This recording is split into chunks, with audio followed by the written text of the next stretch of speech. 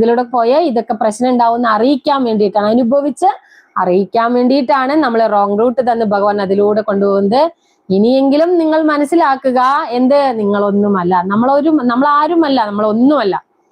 തുലോം തുച്ഛമാണ് നമ്മളും നിങ്ങളും ഒക്കെ അല്ലെ. നമ്മൾ തുലോം തുച്ഛമാണ് എന്നാലും നമ്മൾ മനസ്സിലാക്കേണ്ടത്, അങ്ങനെ അത്രയും വിനയത്തോടു കൂടിയിട്ട് ഈശ്വരനിൽ അർപ്പിച്ച് ജീവിക്കുമ്പോൾ മാത്രമേ നമുക്ക് ഉദ്ദേശിക്കുന്ന രീതിയിൽ നമ്മുടെ ജീവിതത്തെ മുന്നോട്ട് കൊണ്ടുപോകാൻ പറ്റുള്ളൂ. അല്ലെങ്കിൽ നമ്മുടെ ജീവിതം ഭഗവാന് നമുക്ക് തരാൻ കഴിവുണ്ടാവുള്ളൂ.